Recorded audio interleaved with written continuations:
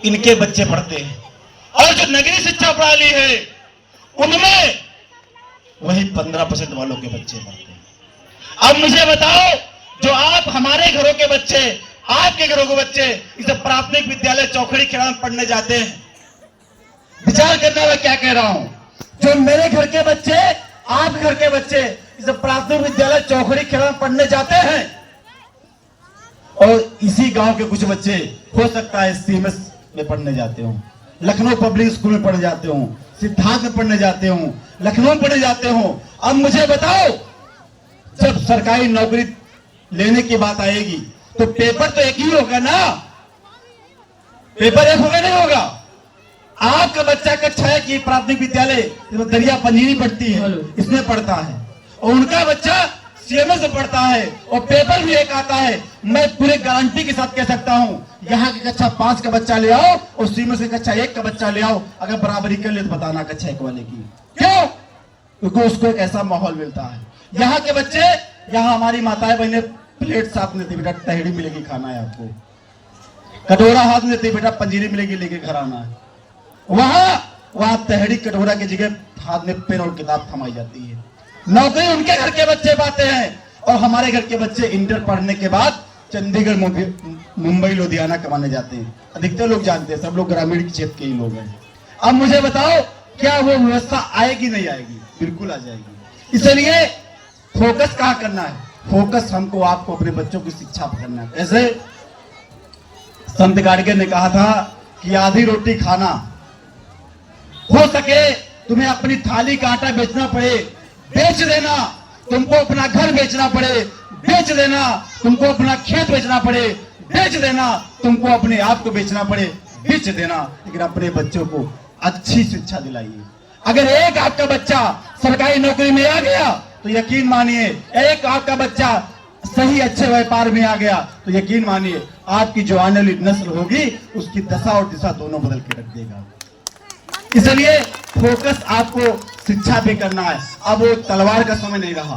क्यों? कि जब मुझे तलवार के दम पे राज करने का मौका मिला तो हमने इसी देश में सम्राट अशोक जैसे राजा दिए, रहे नहीं रहे?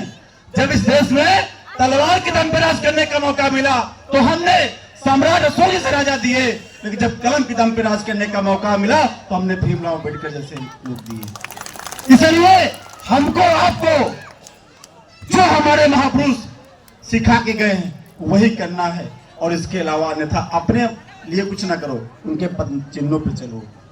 आज हमारे लोगों पे झूठे मुकदमे लिखे जाते हैं, इस बात को समझना पड़ेगा।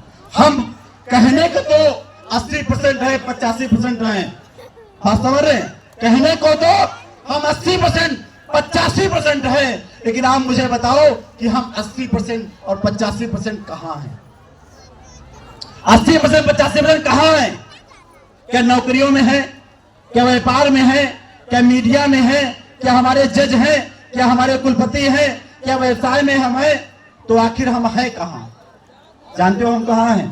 हम 80% लोग मनरेगा में मजदूरी कर रहे हैं।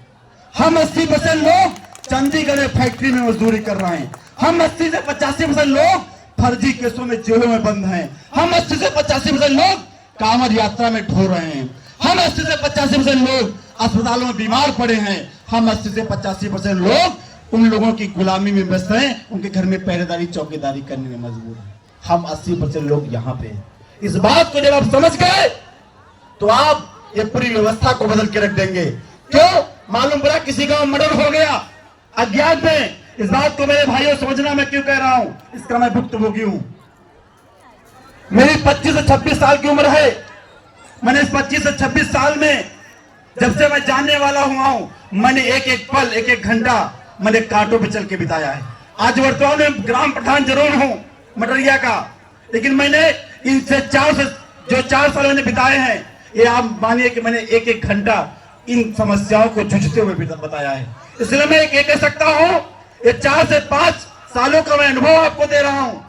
जब समाज में आज जमीन पे काम करोगे, मन से बड़ी बड़ी बातें करने से कुछ नहीं होता है। जब समाज में काम करोगे तो तुमको मालूम पड़ेगा कि हकीकत क्या होती है समाज की। यहाँ के तो हर कोई बोल देता है। जब किसी गांव में मर्डर होगा, अज्ञात में FIR होगी, तो मालूम जब कि कोई पकड़ने नहीं मिलेगा, मालूम पड़ा शुक्ला जी ने मर्डर किया है या उन्होंने करवाया है, तो कहे उसको पकड़ लो सारे चमरवा बंद करेगा। FIR अज्ञात में पकड़ लो उपसेवक बंद करो उसका। क्यों?